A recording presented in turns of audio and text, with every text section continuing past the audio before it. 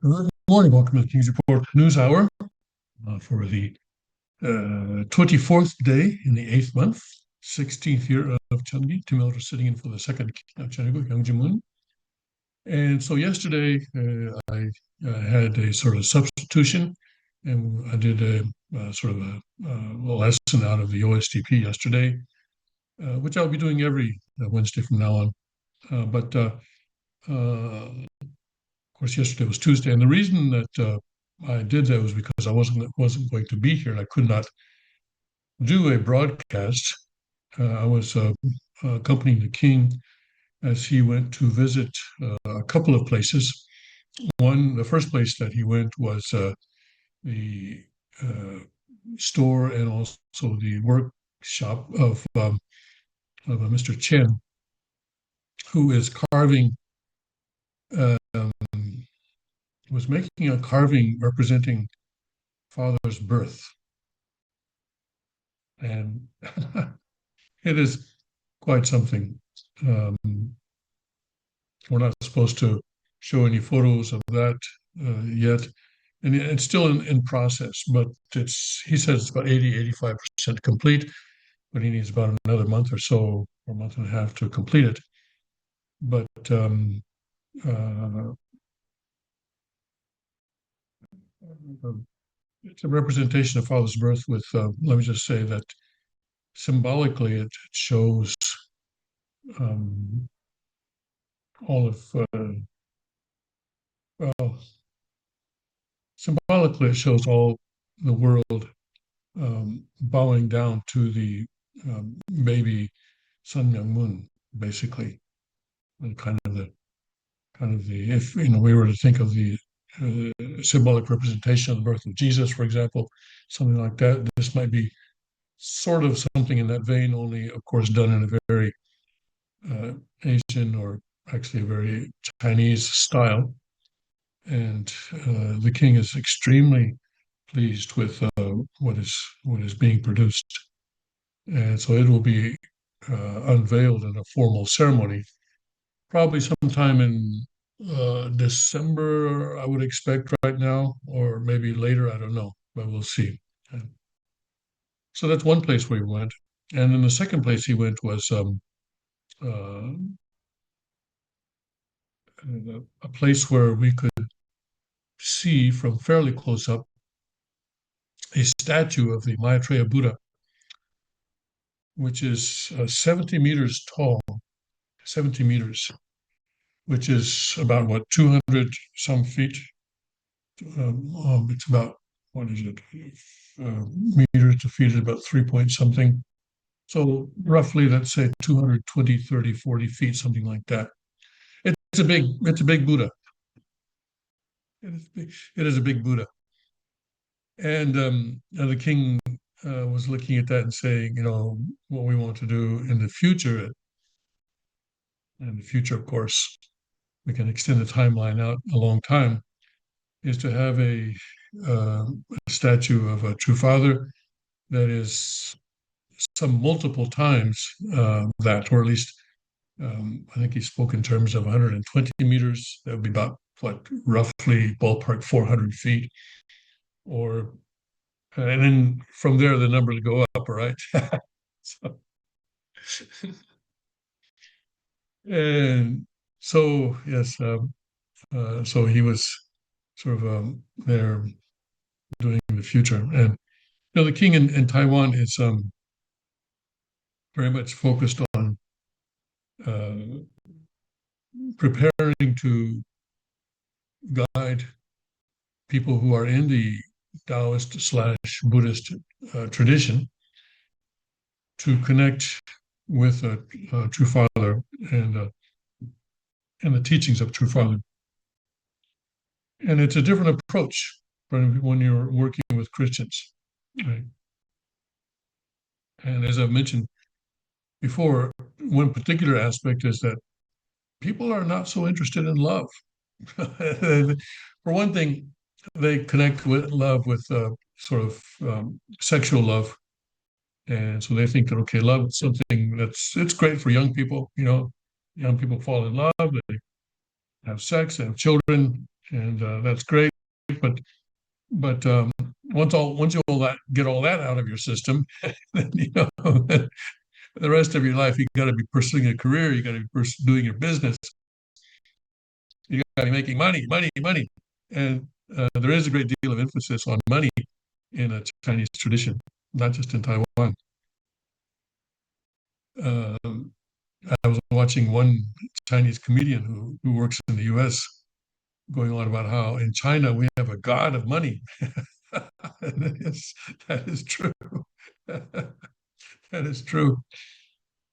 And so the king is saying, okay, well, if people are interested in money, then let's talk about money, but not, the kind that central banks print, but rather heavenly money, the kind of money that you can store up for yourself in heaven, that kind of money. So anyway, this uh, and how to store up money and assets in heaven, or to receive God's heavenly fortune, or fortune in the form of money. How to do that? So introduce the Father's teachings in that way. It's, I think that's interesting. Christianity has been working in Taiwan now for what? Well, a very long time, and they have 4.5% of the population. And you go to or I follow the king as he goes to places, and he's actually witnessing to people. And what they tell him is what I've heard some people say to him is, "Well, we have our Chinese God, so we're set. Thank you. you know, we don't need your Western God." That's what they say. And well, I've talked about. Remember when I'm in Korea, I talk about the no brand burger that's near my home, the franchise. It's actually it's actually um, a chain. They have several no brand burger stores around Korea, it turns out. And people are kind of satisfied with their basically what amounts to a no brand of religion. Say, well, we we got something that gives us comfort. All right, we got something that gives us comfort. Why why worry about anything more? Uh, and they don't want to even entertain the possibility of maybe connecting themselves with a sort of a Western God, even though the king, of course, is not Caucasian, even though he's Asian, but they still are not interested. And some people are not interested. Some people are, and he goes around and for example, if there's a provider of a particular product that we use, whether it's fruit or flowers or whatever else, and then he says, okay, well, this provider is not interested in what we teach, so okay, let's go find another provider, someone else that can provide the same thing for basically the same quality, but who is interested in our teachings, and then we can work with that person. And this Mr. Chen that we went to yesterday is very clearly one of those people who is interested in our teaching. In fact, he and his wife received the blessing, and um, not just the blessing, but also the 40-day separation and the 3-day ceremony. And he uh, participates. He's in Taiwan, of course, but a little bit distant from the Elon property. And so he and his wife participate in Sunday services by internet. So that's the kind of person and that the king, that type of person that the king is looking for and searching for people who are prepared, people who are perhaps searching to go beyond their traditional religions that they have inherited from their ancestors. So it's interesting, quite interesting and quite inspiring for me to watch the king work in this way, where he's continually witnessing, continually reaching out, going to people. For example, when he's witnessing to someone, he'll create reasons to go visit that person again and again and again and again and again. And each time he does, then he's deepening the relationship, deepening the relationship, deepening the relationship, and also teaching them about Father, about the blessing and so forth. So it's really quite amazing um, to watch him work in that way. So let's see. Anyway, let's get on with the show, and let's first go to our walk around the kingdom. Right now, 45 degrees in Chongpyeong, Tennessee. Mostly clear skies and pleasant with plenty of sunshine today. A high of 74 tonight, clear, low of 49. Gyeongwon province and today Korea. We've got light rain right now at 55 degrees. And rain tapering off this evening, otherwise becoming clear, and then low of 52 tonight. Tomorrow, sunny, partly cloudy, comfortable, high of 71. Cheonryung Palace in northeast Pennsylvania, 46 degrees and mostly cloudy. Partly sunny and breezy today, 64 for a high. Tonight, clear and breezy, low of 39. There we go, getting into the 30s there again. And then at the Liberty Rock RV Park and Campground in Limestone County, Texas, currently just 57 and clear. Wow, even Texas is cooling down. Tonight, getting up to 89, warm with plenty of sunshine. Okay, that's warm. And tonight, partly cloudy and low of 59. At the Suncheon Palace in Korea, currently 70 degrees with some clouds, getting down to 67 tonight, warm and humid with increasing clouds. Occasional late night rain and a thunderstorm, low of 67. Tomorrow, a passing shower in the morning, otherwise humid with clouds and sunshine, high of 80 degrees. And then at the Gunma Palaces in Japan, currently 68, mostly cloudy, low of 59 tonight. Tomorrow, a couple of morning showers, otherwise cloudy, high of 65. Well, just to 65 tomorrow, okay. And then at the Ilan property in Taiwan, currently 82 and clear, low of 73 tonight. Tomorrow, very warm, humid, increasing clouds. Brief afternoon showers or shower two, high of 90 degrees. Still in the 90s. Here we are in second half of October. Okay. All right, let's go to actually looking ahead. I did see that in a couple of weeks it's going to be in the 70s. But that's still a ways off. All right. Let's see. I'm in the book on the Pan-Pacific Providence, chapter 4. And I don't know what section. Let's see. Can I find this quickly? Chapter 4, section 3.3, I believe, right? Yes. 3.3, almost towards the end, about a page before the end of 3.3. And about a page before the end of chapter 4. All right. So, Father's speaking October 8th, 1993, and I would say it looks like he's speaking to a Japanese audience. He's saying, Japan has a mission as the Eve country. Um,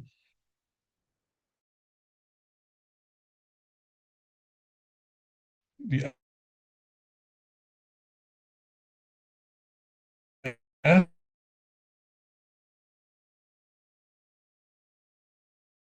assets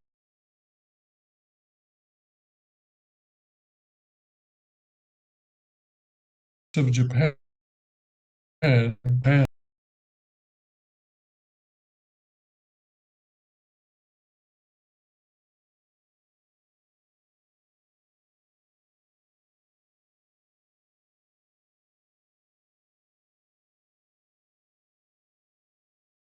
Japan has been named as the Eve country so that it can restore the the substantial realm of Jesus in Asia, centering on the Adam country.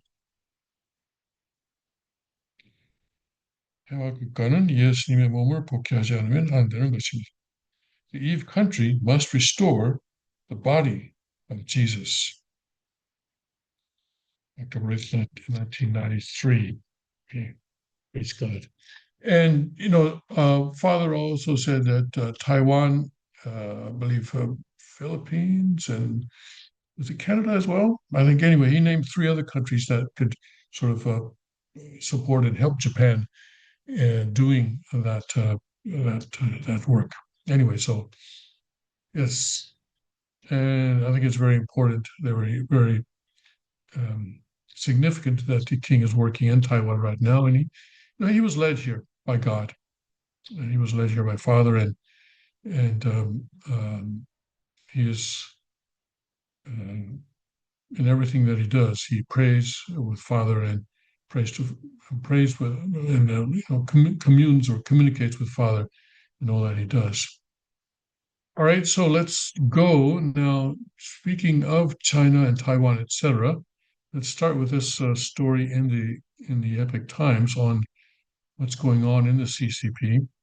Now, as I mentioned on the when was it? The Monday broadcast, right? Did I already mention that in the Monday? Yes, I did. Or maybe I guess I mentioned it briefly on Tuesday. It was that I think maybe that was the case. Anyway, Xi Jinping showed up.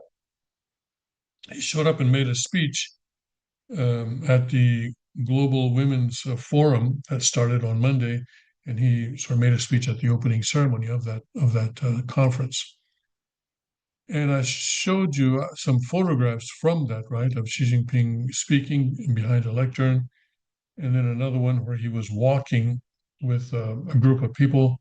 Uh, there was a woman dressed in white, sort of white dress, a sort of Caucasian-looking woman um,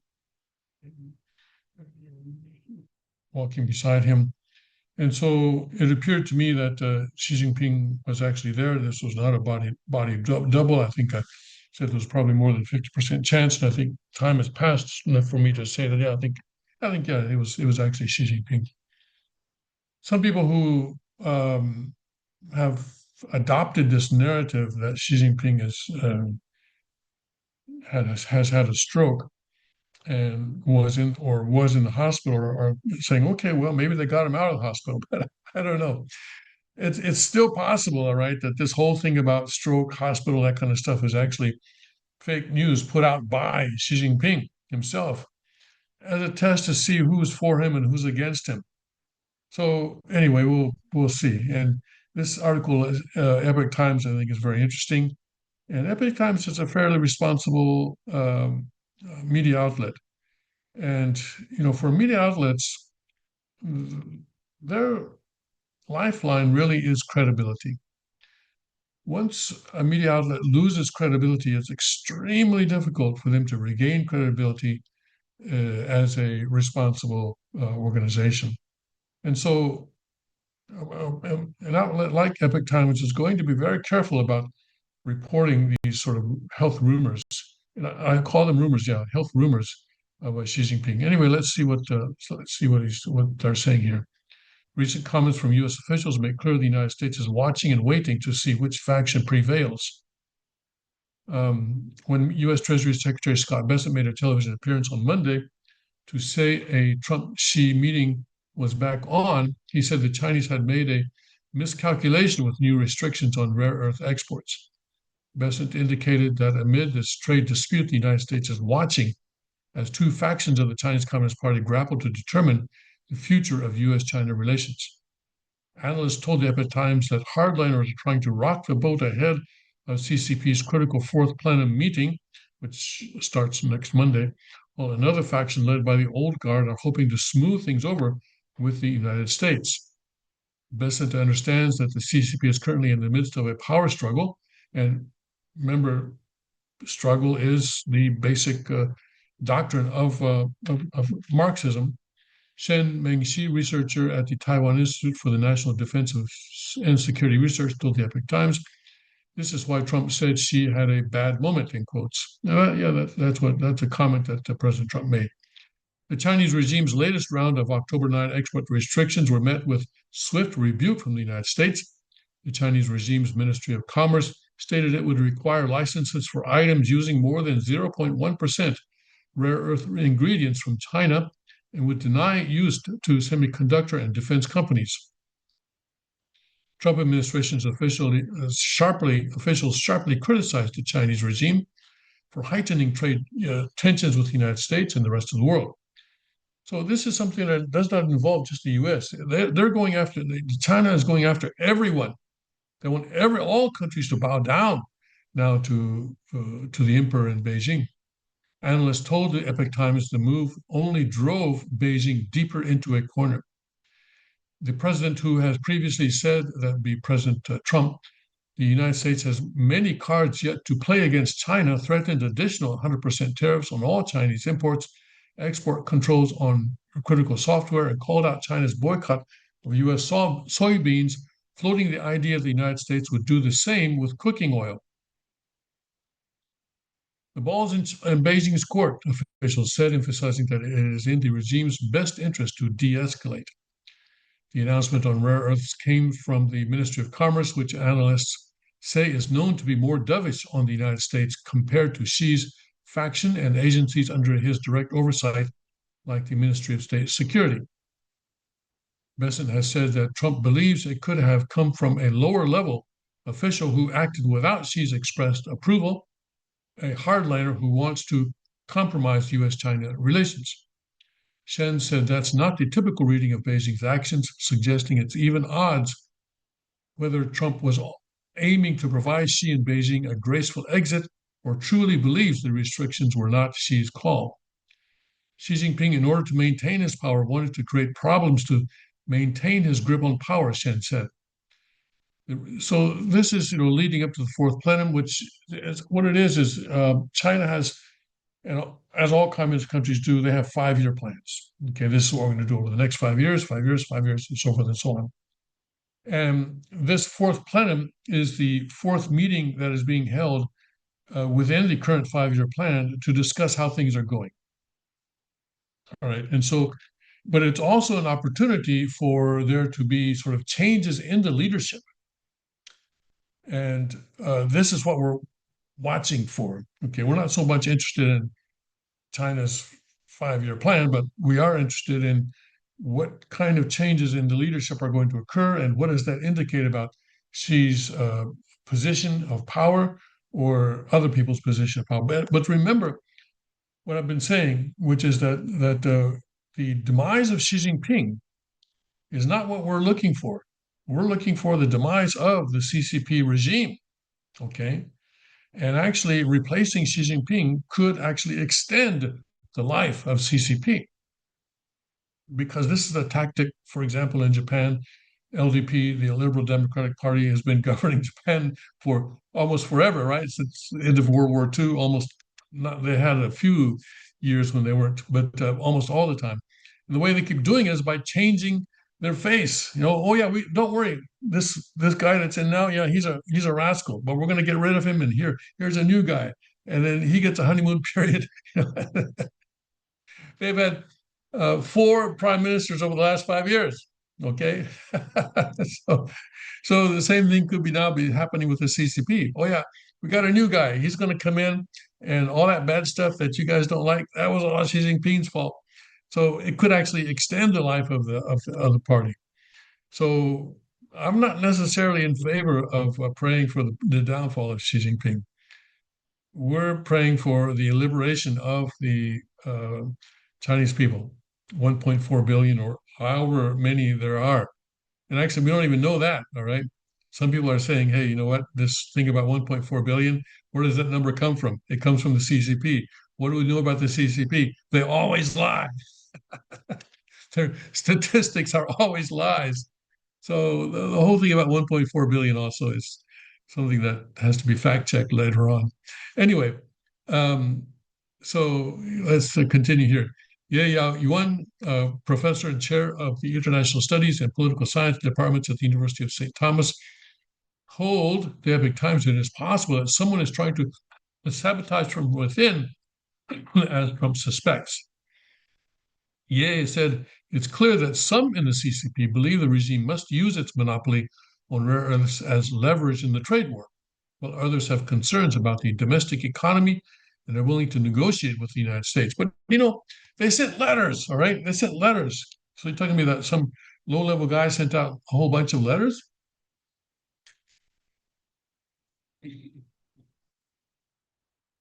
Excuse me. I don't know. That sounds a little bit stretched to me, but oh, excuse me. I drank some water and it went down. Some of it went down the wrong pipe there. But the CCP officially speaks with one voice and certainly won't officially acknowledge the existence of such a split, even punishing officials who indicate internal disagreement, he has said. This isn't something that just started today. It's always been the case, he said. Besant's remarks represent, to some extent, the implications of these different voices slowly surfacing. Contradictions within China's stance and policy are becoming increasingly apparent, he said. Xin believes that Xi, Vice President He Lifeng, and the Ministry of State Security could have pressured the Ministry of Commerce to make the announcement. The strategy mirrors what the Chinese military has done in the South China Sea, Shen said, where Chinese Coast Guard vessels rammed Philippine ships in deliberate provocation that ends up pushing or influencing negotiations. Shen said the export restrictions amounted to a huge risk that revealed the decision was not a rational one. It's not driven by economic considerations, but rather by power struggles or political considerations, he said. He has said that some CCP elites have already concluded that they no longer have the confidence to continue competing with the United States, and this shows China is at a watershed moment. At this stage, the question is whether China's future will be determined by the hawks dragging everyone down or by the doves willing to negotiate with the United States, he said. Beijing's provocation comes ahead of a closed door meeting, I think the word is missing there, where 370 senior CCP officials will come out with the next 5-year plan. The meeting, known as the Fourth Plenum, will start on October 20th and span 4 days, according to state media. It said that the indicators of infighting seen by Beijing escalating trade tensions suggest the Fourth Plenum will be extremely difficult. It's possible that it will be a clash between doves and hawks, said Ye, who believes the officials who wanted to provoke the United States were trying to influence the outcome of the upcoming meeting. China observers will be looking to see if a fresh wave of investigations take place after the meeting, resulting in the removal of officials from one faction. And, it's possible that, and some people are saying that, Xi Jinping himself could be one of those people removed from their position. And sort of the people who keep on this, are still on this hospital narrative are speculating in that way. China is stuck in limbo. But I think I'm maybe China's hospitals have what Korean hospitals have.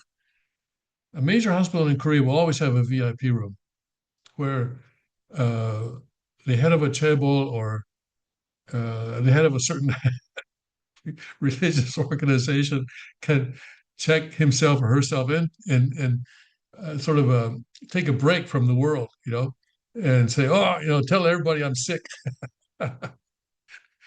Forget about the subpoena. Forget about whatever. I can't go to the trial. Uh, I'm sick. I'm in the hospital, but it's actually a hotel room with some medical equipment. And maybe she has checked himself into one of those situations and just sort of there and telling everybody he's sick, and then watching to see what happens, to see who comes out for him and who comes out against him, and then he will strike down those who come out against him. Mao Zedong did that one time. It was called "Let 100 Flowers Bloom," and everybody was encouraged to. This was back in the 50s, I guess it was. Everybody was encouraged to brainstorm their own ideas of how China should develop, what the Communist Party should do after they'd taken power in '49. And well, guess what happened? Everybody who came out with an idea that was not Mao's idea got killed.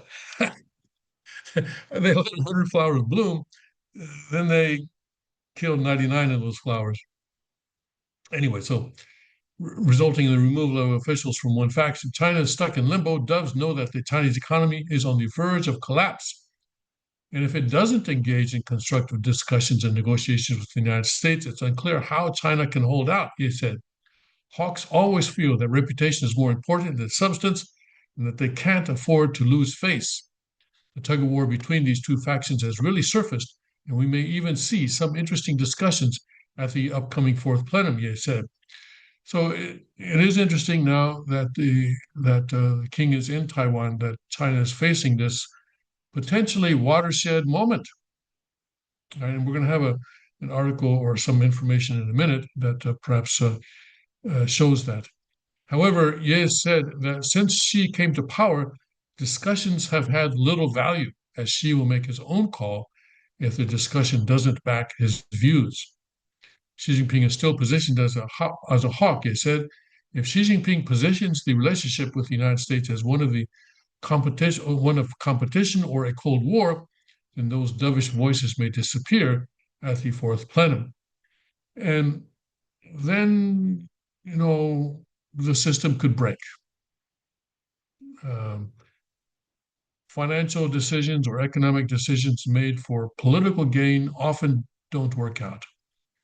And what this author is saying is that Xi Jinping, if he is in charge, if he has his way, he will make the decision from a political perspective or ideological perspective, not from a economic or financial perspective, and that could uh, that could lead to the demise of the communist economic system itself, which is what happened in the Soviet Union, right? And Xi Jinping says that, oh no, I studied the Soviet Union. I know why they failed. They failed because they went from an agrarian society direct to a socialist society without going through the capitalist phase.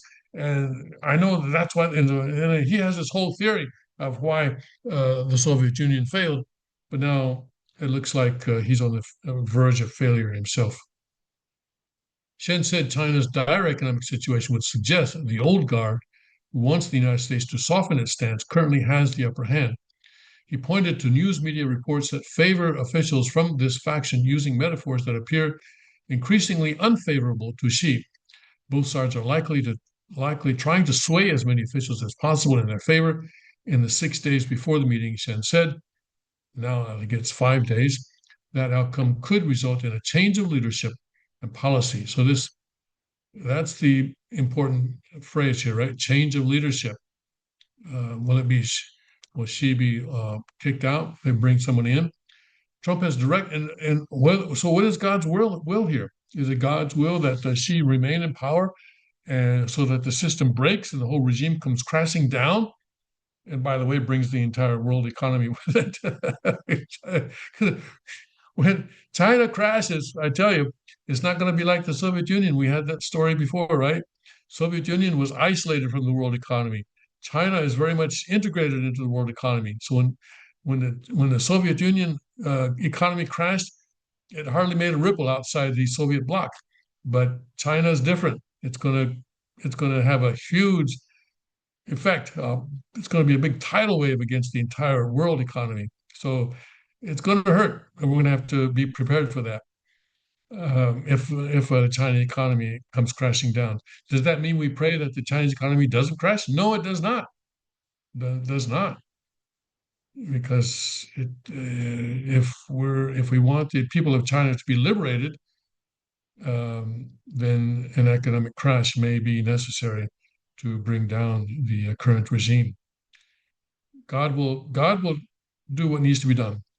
Trump has directed his administration to negotiate from a position of strength, and Shen said recent events have only given Trump more reason to be confident. With increasing confidence, he will naturally play off Xi Jinping's current predicament. He's waiting to see what happens at the fourth plenum, whether Xi Jinping will be punished or step down, he said. There we go. That last sentence, that last clause is what this whole article is about. Whether Xi will be punished or step down, he said. But you can see that the Epoch Times is very, very careful. They could have made this the lead, saying that, oh, Xi Jinping may step down at the fourth plenum. He may be forced to step down, but instead they build the case and leave it for the last sentence there. Yes. So we'll see. Bottom line, we don't know. That's the bottom line of this article, which was written yesterday.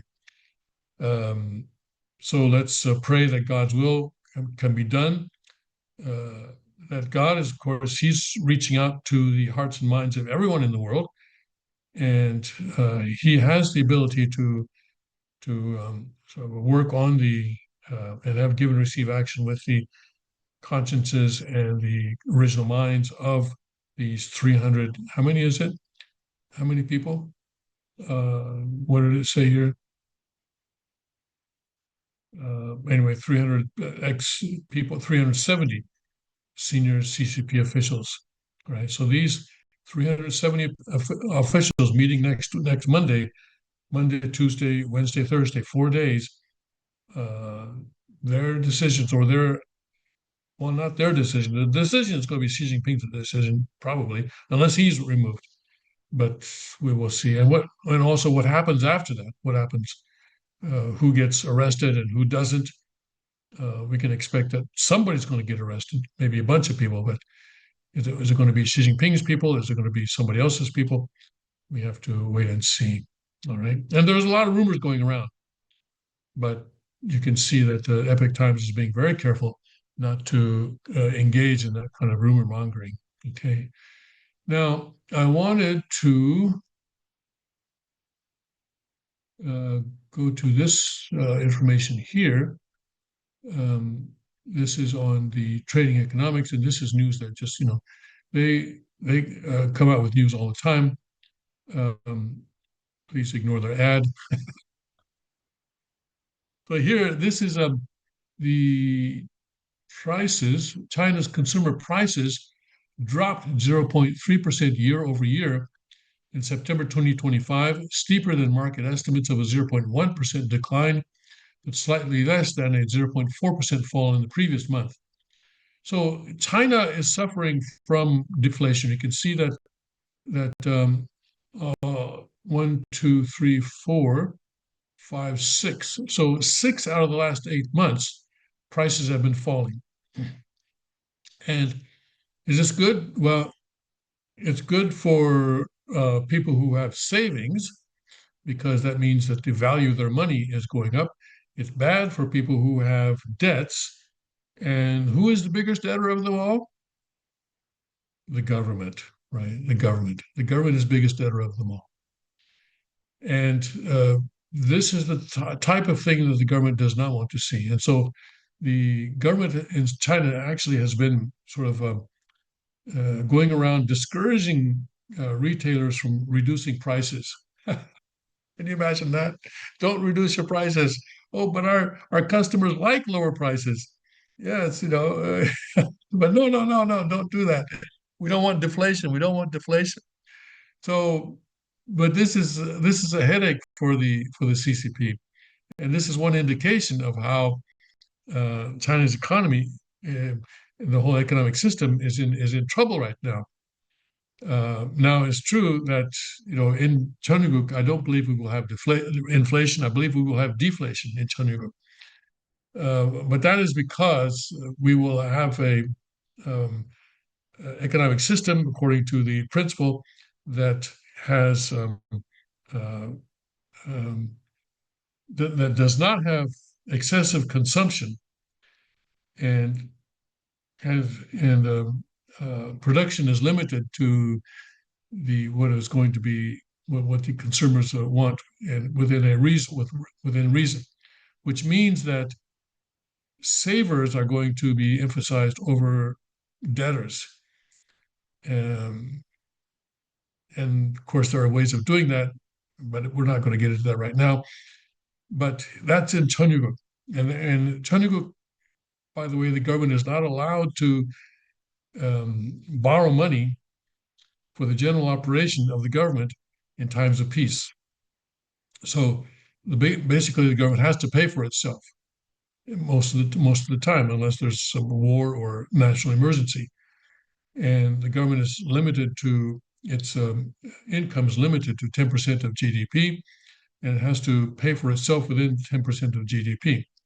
Right now, the US federal government is about 25, 30% of GDP, I think. When you add all the state and local governments, you're about 50%, close to 50%. So, so that's Tony. But right now, in the current system, which is a debt-based system, governments fear deflation because that makes it more difficult for them to pay off their debts. Um, so here, so you can say, well, maybe look, if food prices decline further, down 4.4%, that would be year over year, versus down 4.3% in August, recording the strongest contraction since January 2024, amid broad-based falls across categories, with pork prices down further due to abundant supply ahead of the Golden Week holidays, lower production costs, and weak demand. In contrast, non-food inflation quickened from 0.7% year over year versus 0.5% in August, supported by ongoing consumer trade-in schemes to bolster consumer demand, with more increases in housing, clothing, healthcare, and education. Some prices increased, right? So a little bit, right? Meanwhile, transport costs fell at a slower rate. Core inflation, which excludes food and energy, rose 1.0% year over year, the highest in 19 months after August's 0.9% gain. On a monthly basis, the CPI, Consumer Price Index, inched up 0.1%, missing forecasts of 0.2% after remaining flat in August. So this is just, of course, a slice of the picture but as you can see that China is continually having these kinds of problems where prices are going down from month to month, and the government is trying somehow to bring back inflation. They're in a Keynesian system, right, which is a bad system, but once you're in that system, you got to promote growth. Okay, or we got to promote the inflation. Actually, inflation. Okay.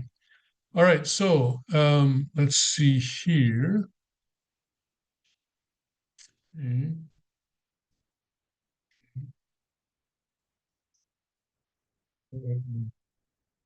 What- Okay, okay, I don't know where that came from. All right. All right. So, but it looks like, though, that in terms of the Xi Jinping Trump meeting, it's interesting here that China has actually canceled Xi Jinping's hotel booking um, in Korea.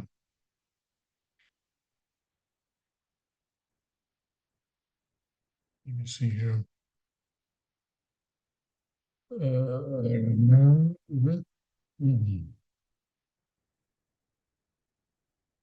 At least that's what the headline says. I don't see that in the actual article.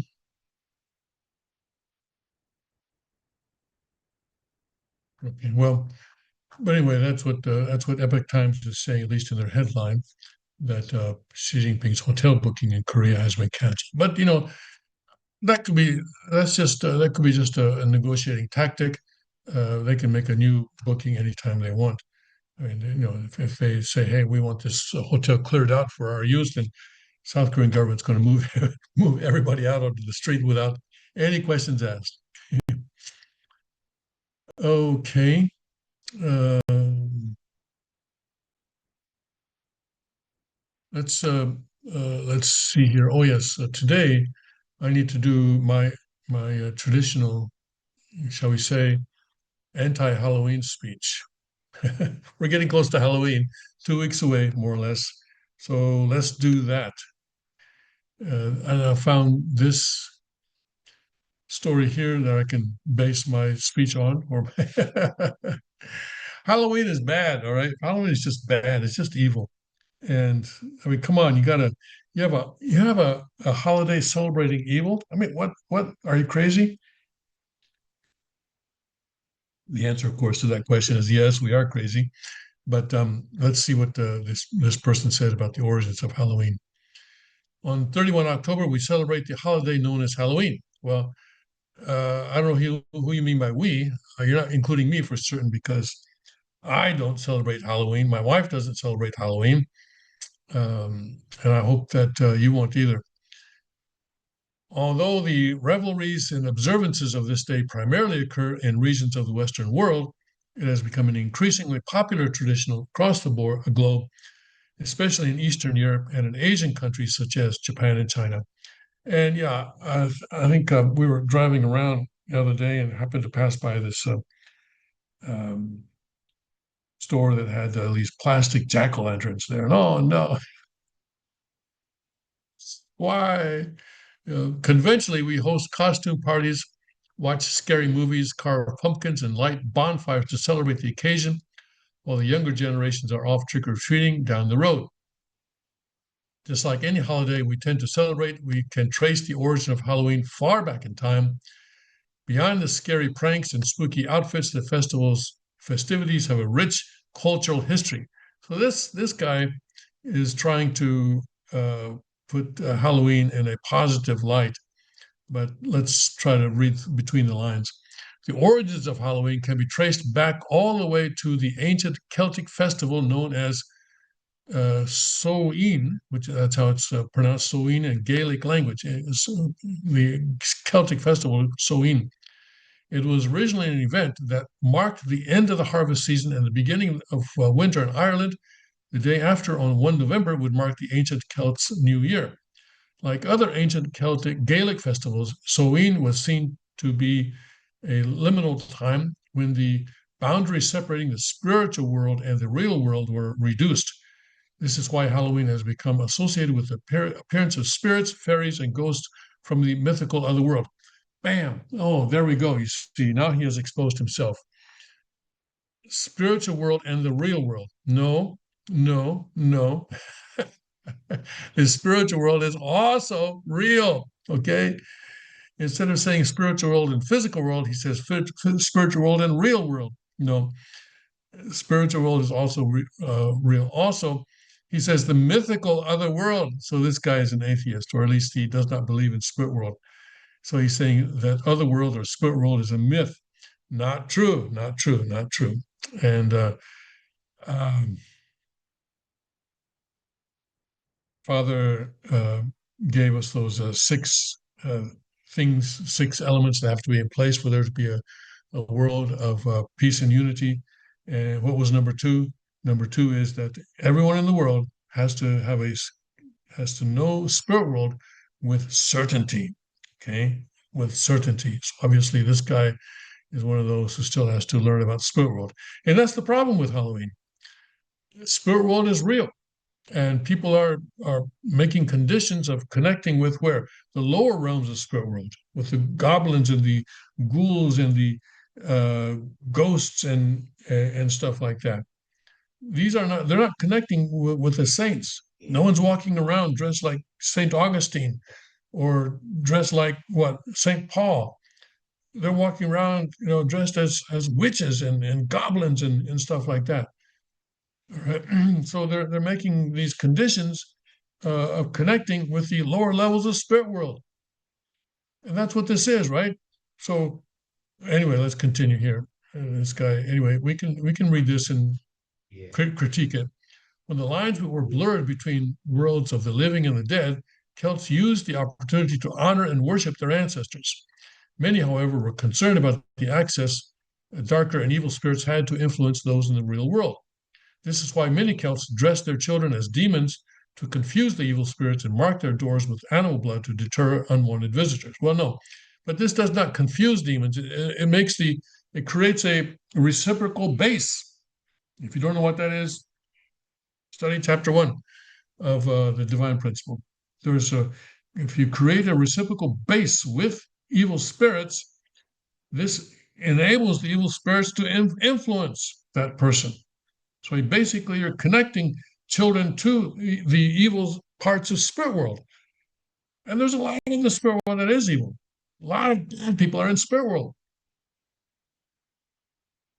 With newly uncovered archaeological evidence, historians are almost certain that animal as well as human sacrifices were made during Samhain to honor the dead and the Celtic gods. Yeah, so there you go. It's human. It's a tradition that comes out of human sacrifice. It is thought that the famous Irish bog bodies may be the remains of kings who were sacrificed. They suffered the threefold death, which involved wounding, burning, and drowning. Crops were also burnt and bonfires were made as part of the worship of Celtic deities. Some sources claim these fires were made to honor the ancestors, while others indicate that these fires were part of the deterrence of evil spirits. Well, no, you're uniting with evil spirits. Once Roman forces had conquered a vast amount of Celtic territory by 43 AD in northern France and the British Isles, traditional Roman religious festivals were assimilated with the pagan celebrations. The Roman festival of Feralia was traditionally celebrated in late October, although some historians suggest the festival occurred in February. It was a day to commemorate the souls and spirits of the dead. It was hence one of the first festivals to be combined with the Celtic festival of Samhain. Another festival was the day of Pomona, the Roman goddess of fruit and trees. In Roman religion, the symbol that represented the goddess was an apple. This has led many to believe the Halloween tradition of apple bobbing originated from the Roman influence on the Celtic celebration.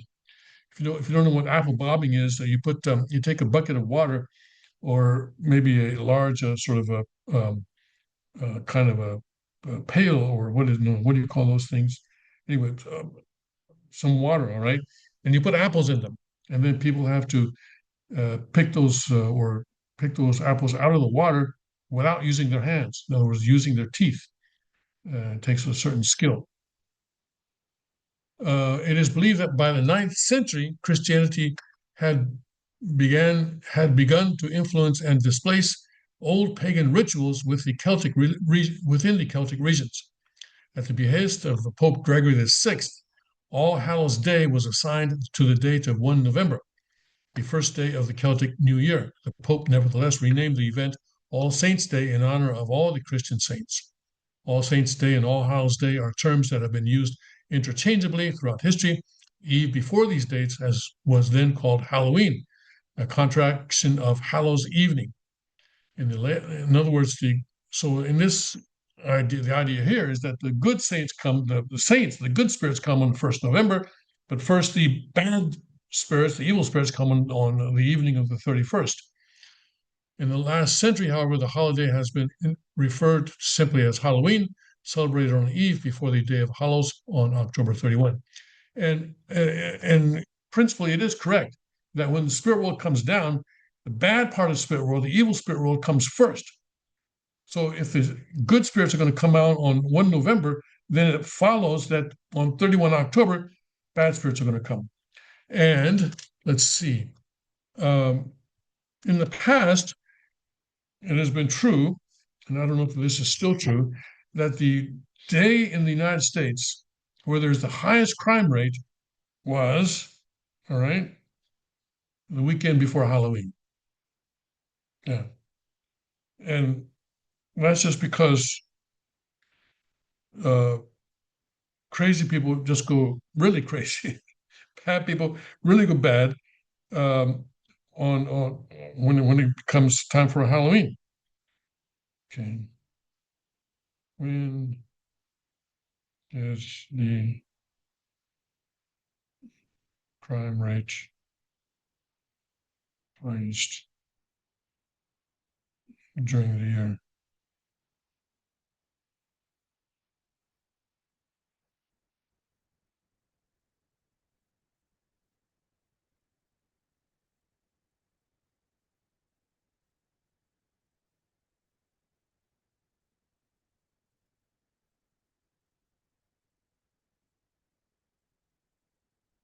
Oh, well, it says here that the warmer months have higher crime rate, but compared to before and after Halloween, I think Halloween does have a higher crime rate.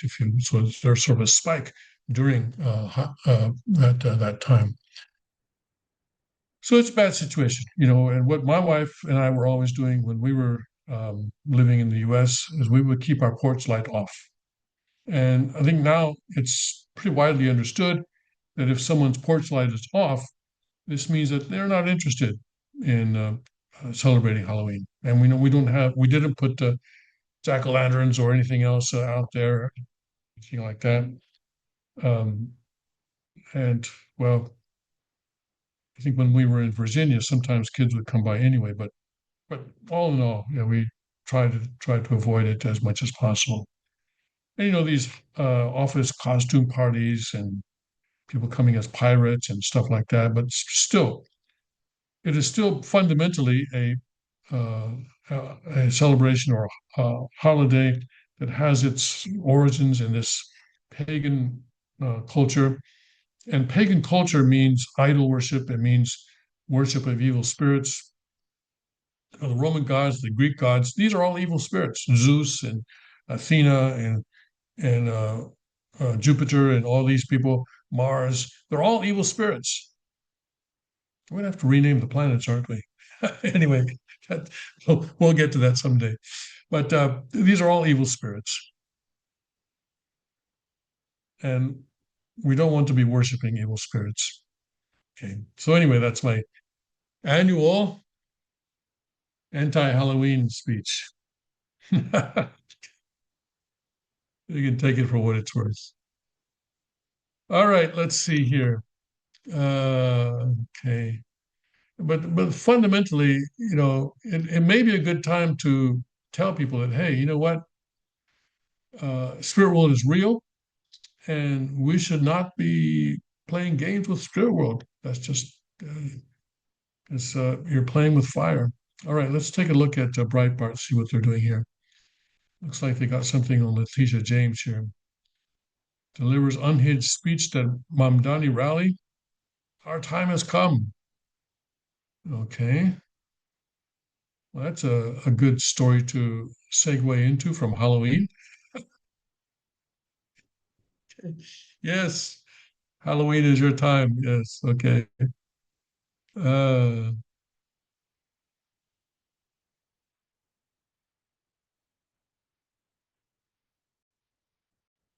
Alex Marlowe talked about Letitia James speaking at a rally for Zoran Mamdani. Marlowe stated, if it's not scary if they don't have numbers, which they don't nationally, even if they do in Manhattan. Yes. Manhattan, yeah, is becoming a Halloween, sort of a year-long Halloween celebration, isn't it? Okay. Trump Rubio taking on Latin American socialism, and it's working. Yes. A lot of people in America are refugees, effectively, from Latin America socialism. And Trump announces fourth lethal strike. Actually, I saw somewhere else that it was the fifth, but anyway, okay. Uh, Pelosi, all right. After President Trump is celebrated around the world as for having brought peace in Gaza. Pelosi says, you wonder why the American people tolerate a grifter like this in the White House. So she's not happy. Yes. And again, some people may be dressing up as Pelosi this Halloween. Also, not a good idea. Okay. Also, whatever evil spirits are working with her will be working will attach themselves to that person who is dressing up as Pelosi. So don't do that either. Um, Marlowe on the angle. Donald Trump is a total rejection of Obamaism and all of his ideas. True. Pentagon access is a privilege, not a right. Hegseth draws the line as media refuse to sign. So, as a former journalist, I can understand where the media is coming from on this. Basically, he's telling the media that you can only report official information. And yeah, in the United States, it doesn't work that way. It has never worked that way, I don't think.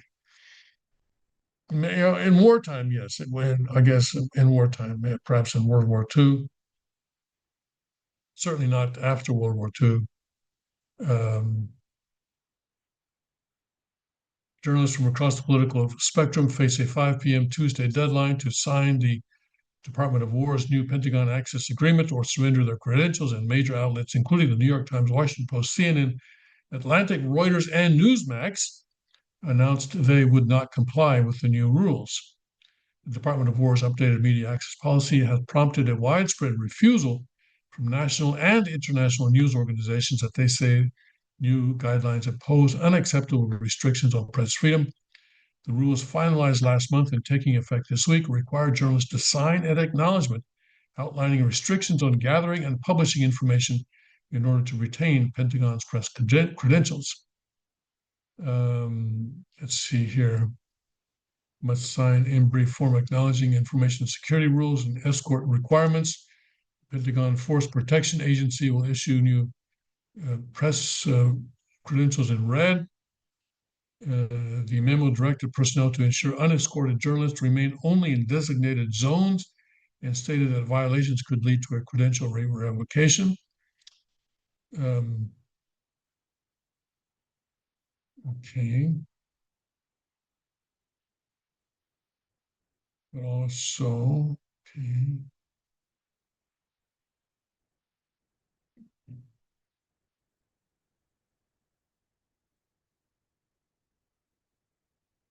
So I understand where Hegseth is coming from, but well, you got to remember that what the Republicans do, the Democrats will also do.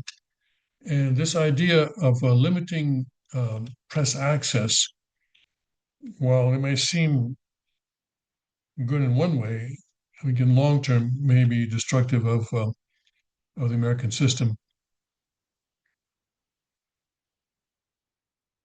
I think especially during World War II, there was a lot of self-censorship and there was a lot of propaganda as well. And a lot of things were kept from the American people.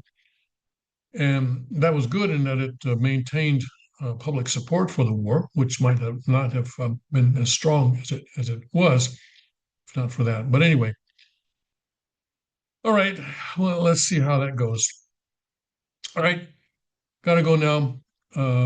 I'll be here tomorrow, Thursday. In the meantime, and we'll see what things are sort of moving quickly now as we go through October and between China and the U.S. and um, other places as well. So we'll see how that all goes. All right. God bless, Godspeed. May His kingdom come quickly.